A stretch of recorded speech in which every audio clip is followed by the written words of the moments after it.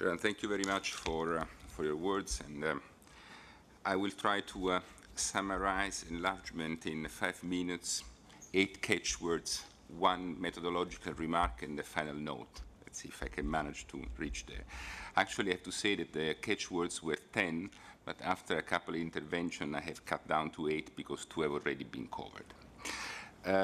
From the methodological point of view, I will focus essentially on the enlargement process for the Western Balkans. I think that Carl Bildt has already mentioned Turkey and Iceland.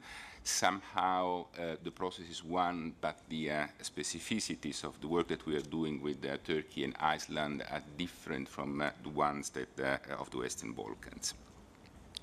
The 2 catchwords that I have cut down because have already been covered is one, that enlargement is good for Europe, and I think that we all agree on that. And the second one, that the countries are judged on the basis of their own merits. And that's also been very developed already upon. I could have cut down also this one, that European perspective is alive, but I think that somehow it's a key one, and I would like to stress that the success of the enlargement process for Croatia has demonstrated that the commitment, the hard work, the determination are paying, and that this has given also to the other countries of the region a clear indication that the perspective is alive and that it is real, and if work is done, then the results are coming. The other catchword is national consensus. If I look around at the countries of the region, I have a feeling that the process works remarkably better where there is a national consensus on the European integration process. It works much better when all institutions, all political parties, the whole society stands behind the project. And it works much better when the European agenda becomes the national agenda, and much better when the interests of the country are considered more important than the interest of the parties. Regional dimension. That can be interpreted and declined in several ways, but it remains that when regional cooperation is not all-inclusive, we have a problem. And I think that it is a problem that Serbia or Bosnia are not sitting at this table today. And it is a pity that it's not so. And if we have a problem, we have to find a solution. We have heard about Kosovo, and I share much of what has been said concerning the future perspective that should be ensured to Kosovo. I think that the EU-facilitated dialogue is part of the response, and part of the solution to this, but it's not enough, and it is evident. And I think that more has to be done. Certainly more has to be done by Pristina, but more has to be done by Belgrade, and I would say that more has to be done also by the European Union. Rule of law. This certainly remains a major challenge, and the reform of the judiciary and the fight against organized crime is still very high on the agenda. Gordon, I don't need to explain to you what has been the pain of going through Chapter 23.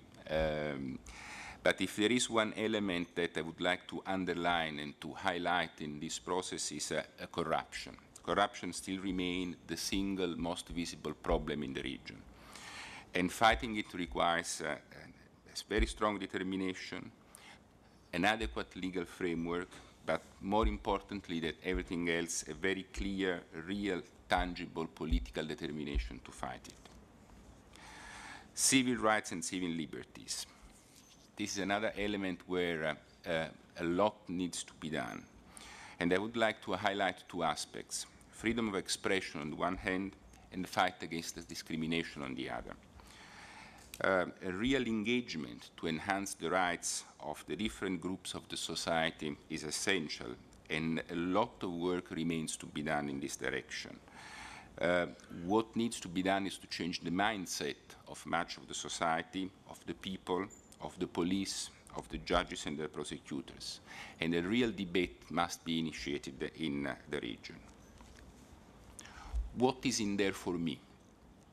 I think that was elaborated also by some of you, but I think that it's very important that we we have to be able to prove and to show that the EU process has something and brings something positive. I think that visa liberalization has been mentioned as certainly one of the most important points, and I think that we need to work in order to ensure that it's extended also to Kosovo when all the conditions are met for this to happen. But we need also to make it possible to understand that the economic development is a consequence of the EU integration process.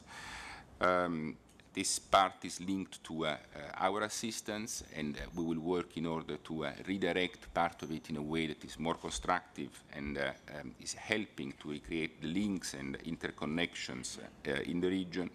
But it's also important that foreign direct investment can be attracted to the region. This morning there was a discussion on the economic situation, and there were some elements that were put on the table, but it is true that we all need to work, and I think it is collective effort in order to improve the climate for investments in the region. Partnership. Gordon, you said, and rightly so, that we need to work together. And I think that one of the words that I've banned in under my responsibility is the ball is in your court. Because I think that the ball is in our court, collectively. It is your responsibility, it's also our work. We have to be able, as you said, to provide you clarity about the goals that you have to achieve, the path that you have to follow. We have to make it clear that your success is our success. And this is an element that is important, that has been extremely important in the fifth enlargement, and that maybe we have lost somehow recently. And you have to perceive the European Union not as a distant judge, but as a partner, as a friend in this process. And I think that the real key in changing the perspective, including for Croatia, has been when we have started to work together as one team and not as two separate teams. In that perspective, I think that empathy is also an important word. And finally, credibility. We've spoken a lot about credibility, and I think it's a very important element. There must be a credible reform process on the side of the Western Balkan countries. On the European Union side, we have to be credible in giving a clear, real perspective to the countries of the region. And I would say that the Commission stands a little bit in the middle of this fight and of this credibility problem. We need to ensure that the process is moving in the right direction, that the reforms are for real, that the process is irreversible. We have to provide a sort of certificate that you have done what you had to do. More recently, I've been often told that the credibility of the Commission is at stake if we are not strict, if we are not doing in a very rigid word our work. I think that being credible means being strict in terms of principle, but also being fair. And I think that what we need to do is to benchmark the achievements against what is being done by all the other countries of the region, and if I may, also by all what is done also in our member states. This is a very important point. And credibility is just not a box-ticking exercise, not just coming with a list of things to be done. There is an element of evaluation, of appreciation that we cannot lose. And final note, that I share very much what Carl Bildt was saying concerning the fact that the changes have not brought, and what also Minister Martoni was saying, changes have not brought anything bad to the European Union.